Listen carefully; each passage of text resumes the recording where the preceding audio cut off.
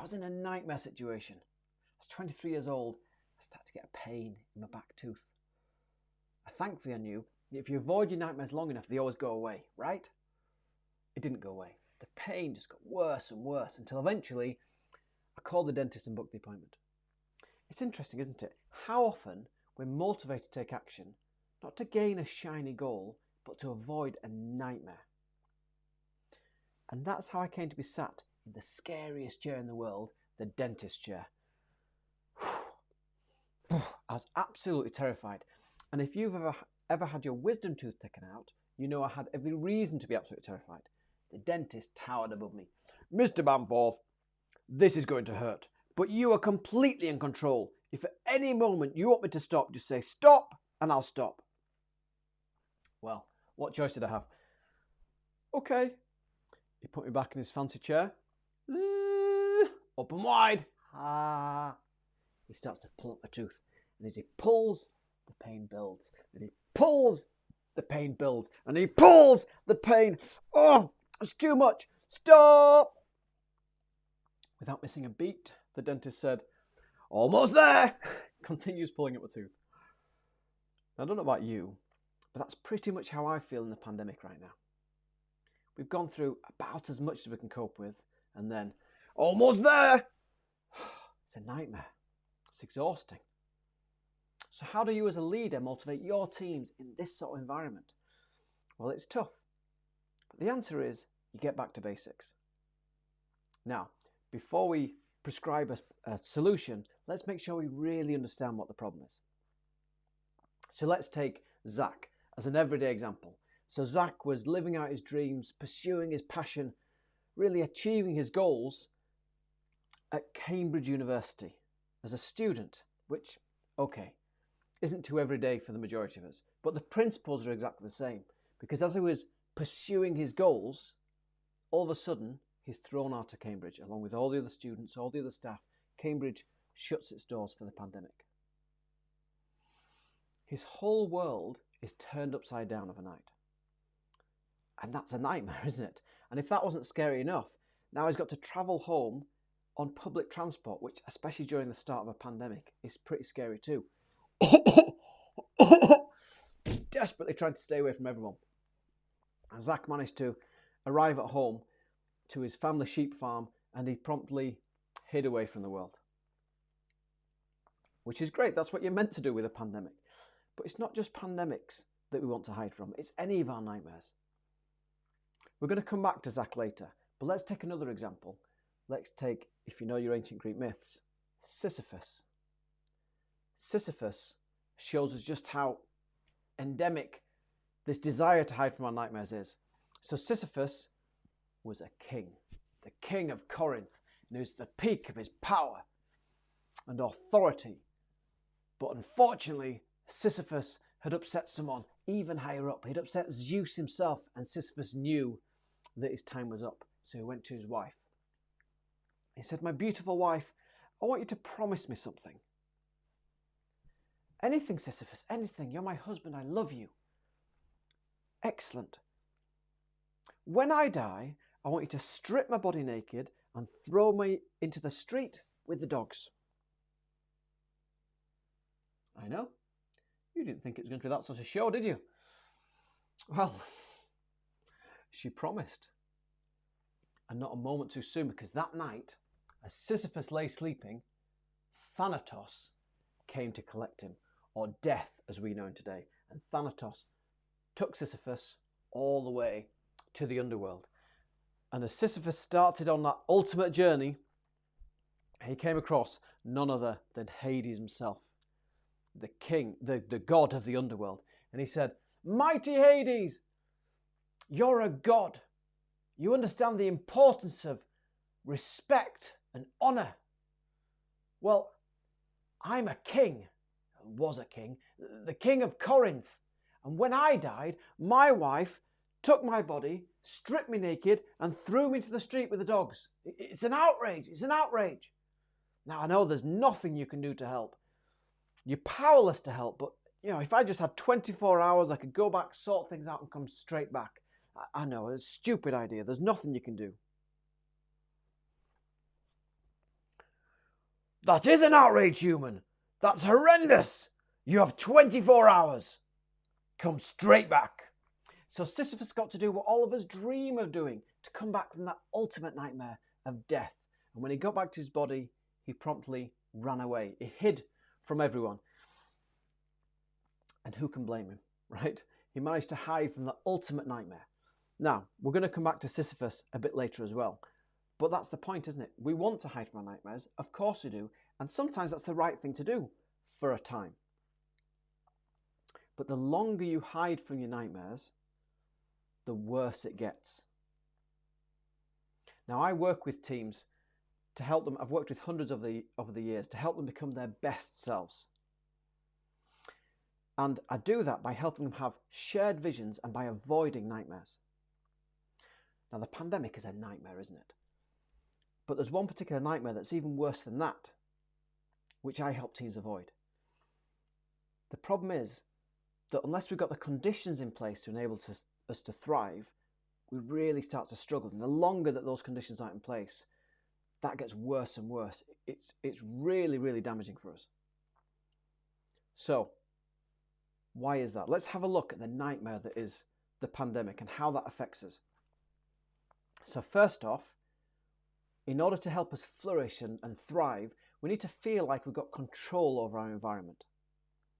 Now, the pandemic attacks that. We don't feel as in control as we were, do we? Secondly, we need to feel like we're competent, like we've got mastery over environment, like we can achieve things that are valuable. Well, all those conditions that we had before, it's not quite the same now, is it? We don't have the same ability to achieve the things that we wanted to achieve. We don't feel quite as competent, quite as masterful. Thirdly, we need to feel like we're achieving something valuable. Not just we are able to achieve it, but we are actually achieving something. We need to have a purpose. Now again, the pandemic takes away our ability to achieve the things that are valuable, to go after that purpose, to pursue our dreams and our aims in quite the same way that we did before. And finally, we need to have meaningful social connections. We're incredibly social creatures, and we need to feel connected.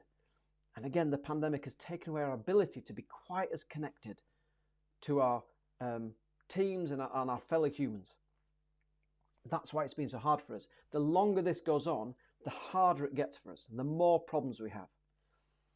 So what can you do as a leader to help resolve that, to help kind of avoid that particular nightmare of that going on for too long? Well, one thing you can do is to have a pandemic project, or if you're feeling particularly hopeful, a post-pandemic project that your team can own, that can help them remember how just phenomenally talented and amazing they are, and to regain that sense of purpose. And finally, and really crucially, that they can work on together to help them rebind themselves together as a team to remember who they are and what they love doing. So I'm not going to tell you what that pandemic project should be. That is completely up to you and your teams. It just has to be valuable. So I'm going to give you some conditions to enable that pandemic project to mean something, to go some way of avoiding the nightmare that the pandemic has created. First off, you need to have a shared vision of what you want to achieve, what the purpose of fulfilling this pandemic project is. Now, we know all about visions, don't we? We're fantastic at visions. We have visions at the business level, we have visions for all our projects, for our departments. We understand about visions, we're brilliant at it.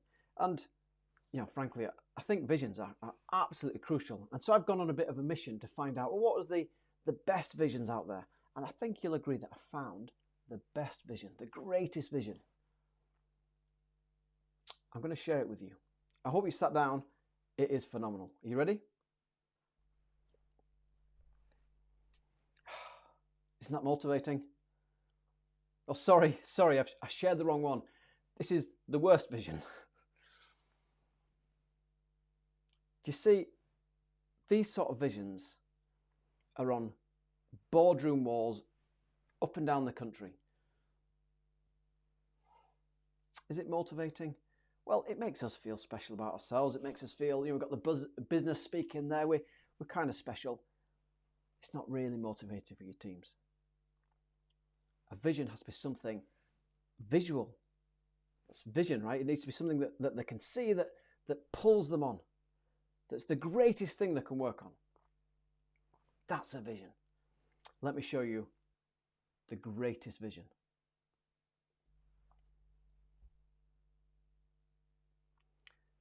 This is a cave painting from the cave of Altamira in northern Spain from 15,000 years ago. And why do I think this is so great? Because immediately you're there. Immediately you know what it is they're trying to achieve, how they're trying to achieve it, and you recognize the value of teamwork in this vision. Without everyone working together, things are going to go badly wrong. You're going to get trampled to death by that elephant. Your tribe are probably not going to survive the winter if you don't bring the food home. And as you come home with all this food together, after you've achieved this amazing achievement, you're going to be heroes.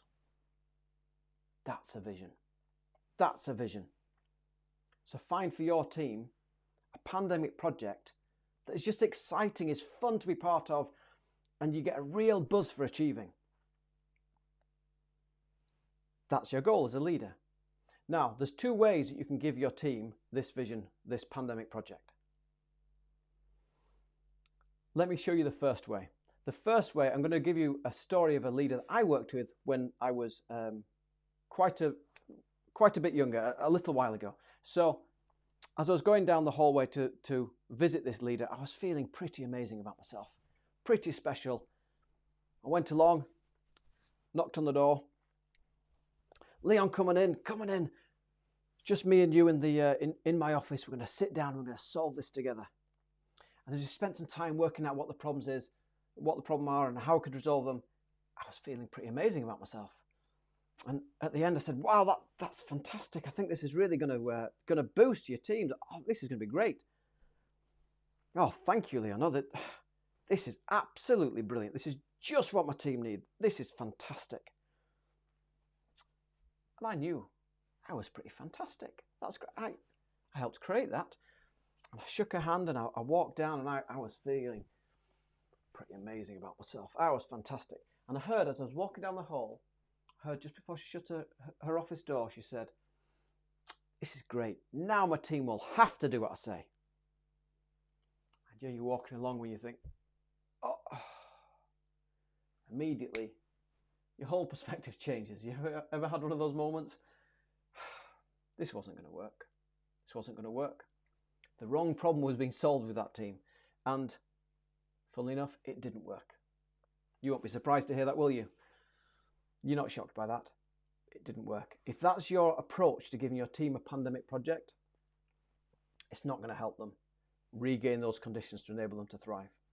It's the wrong approach. You need to solve other things first. Let me share with you instead another leader.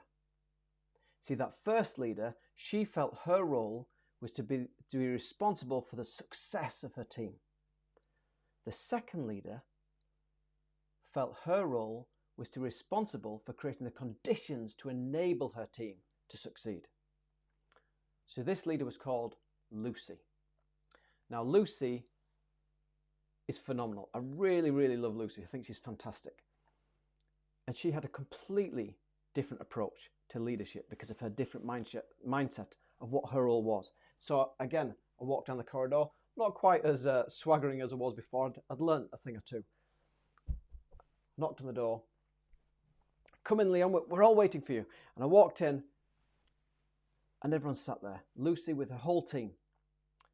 And I said, it's great to sit down with you today. Now, as you know, I've sat down with each of you individually and taken the time to listen to you about what your frustrations are with your environment, what really niggles and annoys you.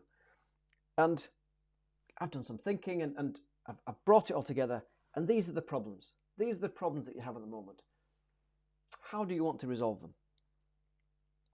One of the team, called Lucia, so not Lucy is the team leader, Lucia was one of the team members. One of the team, Lucia, said, why are we doing that? That's ridiculous. We're spending all that time on admin It's just duplicated effort, it's just wasted effort. If we did that in a different way, we'd solve that entirely, and we'd have far more time to serve our customers. What we're doing it that for?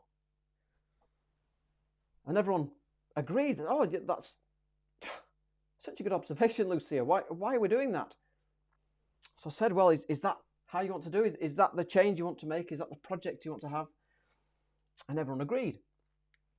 Now, you know as well as I do that if someone else is implementing their own idea, I don't need to motivate them. I don't need to cheer them on. Well, I can cheer them on, but I don't need to try and desperately encourage them to do it because it's their idea that they're going to deliver. And so I came back 3 weeks later. Come in, Leon, we're all waiting for you. And I walked around again, everyone sat round, and there's a palpable buzz in the air because they had implemented the idea. I said, well, how's it gone? How's things been? And one of the other team members said, Leon, I can't tell you the change that there's been in the team. It's been absolutely phenomenal. I can't describe it. It's transformed the team. We're so much more productive. It just feels amazing. Your idea was genius. I saw out the corner of my eye, as the team member said it was my idea, I saw Lucia, whose idea actually was, tense up. Of course you did. You would have done, and I would have done. We hate people taking credit for our ideas. And I said, it wasn't my idea, it was Lucia's idea. Well done, Lucia. And Lucia went, thank you. Now, what would have happened if I'd have taken credit for Lucia's idea?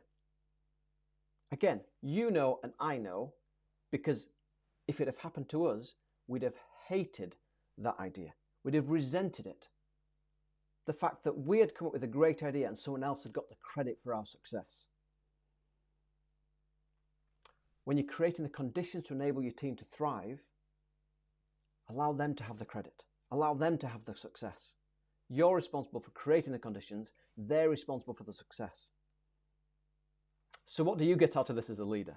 Well, I met with Lucy, the team leader. I met with Lucy a couple of months later. And I said, it's great to see you again, Lucy. I've really, really enjoyed working with your team. It was such a fantastic team to work with. You're so lucky to have that team. And she said, well, Leon, thanks. I really appreciate that. And it's been a really tough couple of months, to be honest. It's been really difficult. I've lost a team member, and the workload has just piled up and up and up and up, and it's been fine. In fact, it's been more than fine. It's been phenomenal. But we just wouldn't have survived without that change that you made. I don't know how I would have done it. The changes that were made have just made a massive difference. I don't know about you, but that sounds like success to me. That sounds like success. As your team starts to gain the conditions that enable them to thrive, well, it's not just them that thrive. You thrive, your company thrives, your customers thrive. It's fantastic for everyone. That's what you're trying to achieve, that exciting pandemic project that will enable them to thrive. Now, let's have a look. Let's go back to Sisyphus. Now, Sisyphus was avoiding his nightmares. And the problem with avoiding your nightmare is that they always get worse. They don't go away. And the same was true for Sisyphus. Zeus eventually caught up with him, grabbed Sisyphus and dragged him down to the underworld. Not just to the underworld, to Tartarus, the lowest point in the underworld. And he said, Sisyphus, your punishment is now you have to push that rock up that huge hill. If you get it up to the top, you can go free. So what choice did he have? Sisyphus starts to push the rock up the hill. And as he pushes, wow, this is tough. He gets quarter of the way up. But I can do this. I can do this. He gets halfway up. I can't do this. Just one foot in front of the other. He gets 3/4 of the way up. And Zeus says to him, almost there. Thanks, Zeus. He gets all the way, almost to the top, and then, it's too much. The rock rolls down to the bottom of the hill. Now, he had to do the same again the next day, and the next day. And the myth is that he's still doing that to this day. Now let's look at Sisyphus. Does he have the conditions that enable him to thrive, to be his best self? Well, does he have control or ownership over what he's doing? No. No control whatsoever. Does he have mastery? Does he feel competent? He can never gain mastery over that rock. That's the point. Does he have a purpose, a value, something he's doing that matters? No, he's pushing a rock up a hill. Okay, well, finally, does he have meaningful social connection? No, he's completely isolated. I find it fascinating that he was taken to Tartarus, the lowest point in the underworld, because even 2,500 years ago, the ancient Greeks knew what the definition of hell was. And that's why we've been struggling, isn't it? Because we've been in hell, we've been in that same condition. So what's the purpose of a pandemic project?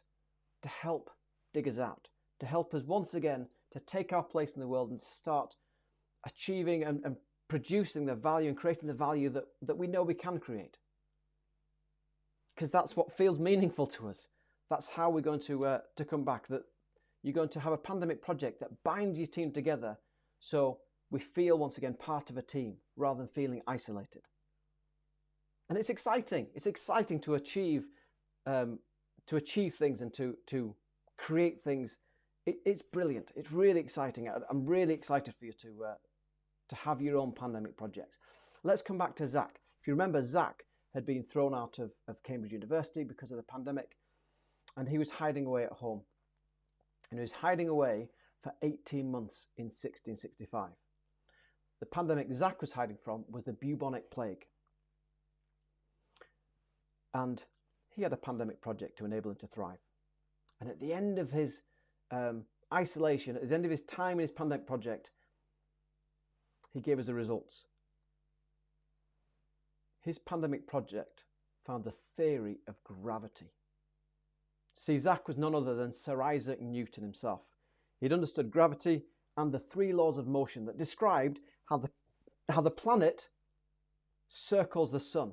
Before we'd been able to observe and see what was happening, now we could predict it. He understood how the moon circles the earth and how a rock moves up a hill and then rolls down again. He gave us a massive amount of control over our environment. We're hugely indebted to him. But did he have the conditions to enable him to thrive? Well, let's have a look. Did he have ownership over what he was doing? Did he have control? Well, yeah, because of his pandemic project, he absolutely did. Did he have mastery of it? Did he feel competent? Certainly not at first. He was struggling. It's hard, but he certainly gained mastery over it. Did he have a purpose that was valuable, that contributed to the world? He certainly did. Did he have meaningful social connection? Well, that's an interesting one, because Isaac said that the only reason he'd been able to see further was by standing on the shoulders of giants. And now he's one of the giants that we stand on. There are an awful lot of problems caused by the pandemic that we're going to have to get through and solve in order for us to not just get back to where we were, but to continue to thrive as humanity. And who are the giants whose shoulders we're going to stand on in order for us to thrive? Well, there's no one else, is there? It's us. It's us. It's our time. So who are the giants whose shoulders your customers are going to stand on to get out of this? Well, that's your team. So who is the giant whose shoulders your team are going to stand on? You're right. You're absolutely right. It's you. It's you. Go be their giant.